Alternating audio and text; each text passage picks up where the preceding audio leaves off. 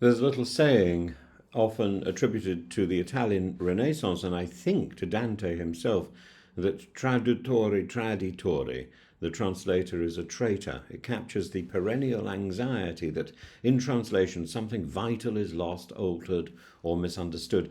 But there are moments when the stakes are so high, the consequences so grave, that a mistranslation is not merely academic, it is catastrophic, and this appears to be exactly what we've just witnessed in the Trump administration's handling of negotiations with Russia over Ukraine. And the fiasco centres on Steve Whitkoff, not a seasoned diplomat, an amateur, not a State Department careerist schooled in the arts of negotiation, but a former property developer from New York, a man who builds houses.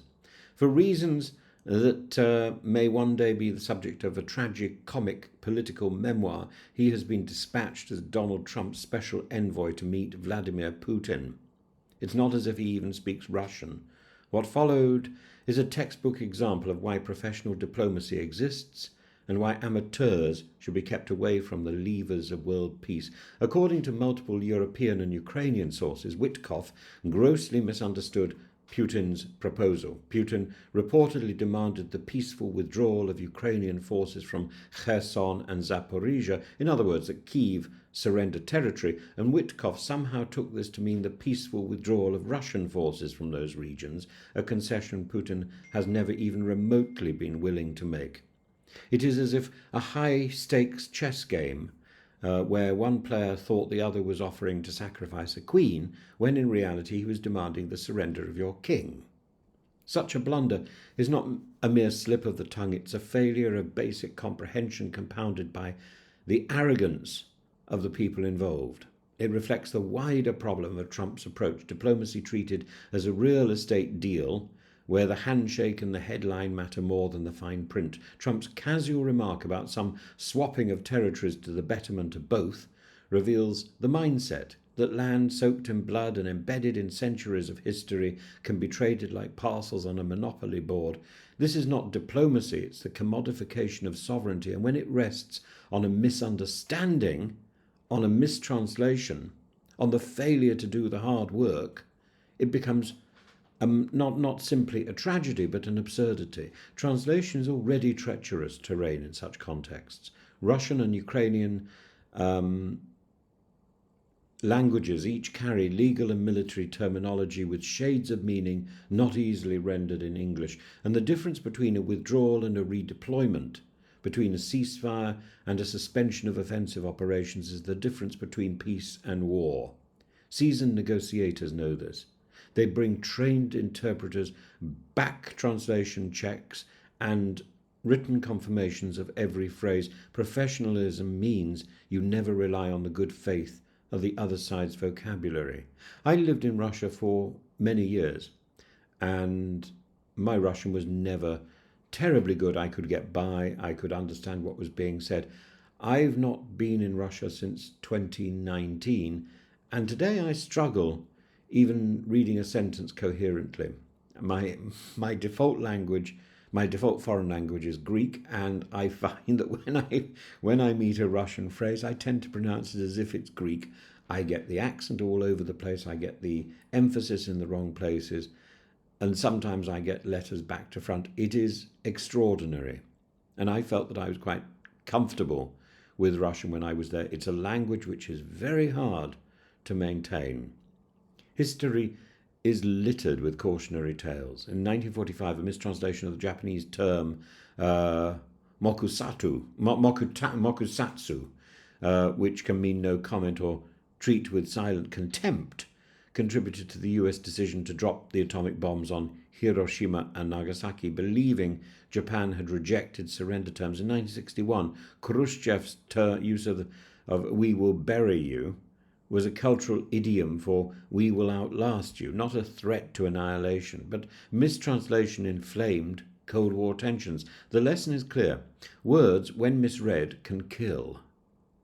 And somebody who is translating needs to be somebody who is actively familiar with the language, not just academically familiar or vaguely familiar or relying on ChatGPT or some AI tool. But here, the danger is amplified by the personalities involved. Putin is a master of ambiguity, a practitioner of strategic misdirection, somebody who uses his own language to veil. And he does that superbly on Russian television. I found myself in, I think, 2018 or something, on Russian television with completely different words dubbed or lip-synced into what I said. And it wasn't until that happened, I can't remember the second or the third time that I was aware of it, and that I'd taken precautions and taken a copy of the original interview, that I was able to identify it and point it out, at which point that my interview was removed, was scrubbed from the record of the TV programs. But what this story means, and what I was saying was not important. It was some rubbish about Theresa May, I think. But what it demonstrates is the ability of the Russian government and the Russian state propaganda services, the Russian television, to manipulate language, to manipulate the way that language is communicated. And Trump is impulsive. He wants immediate decisions. He's impatient with detail. He's surrounded by loyalists whose primary qualification is personal loyalty, not technical competence. And Whitkoff, by all accounts, arrived in Moscow without the depth of experience needed to parse Kremlin double-speak, and without the humility to compensate for it. That combination is lethal in diplomacy. You might just as well have sent Liz Truss to that meeting.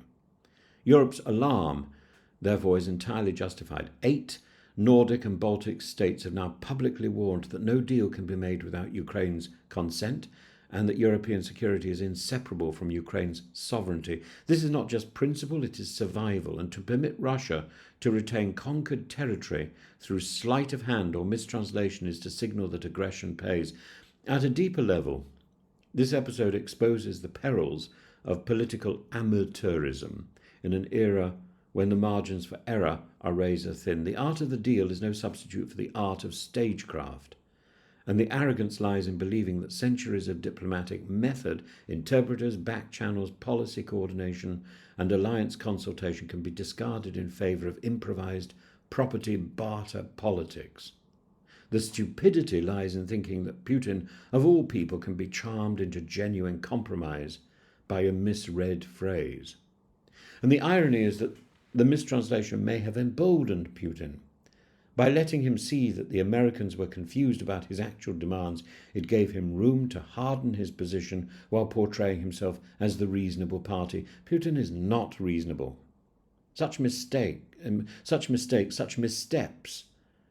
make it harder for European leaders to trust Washington's role in negotiations and easier for Moscow to exploit divisions. If there's a moral here, and it's not merely about language, it's about the architecture of diplomacy. Words must be precise, interpreters must be professional, and envoys must be chosen for competence rather than cronyism. Otherwise, peace itself is lost in translation.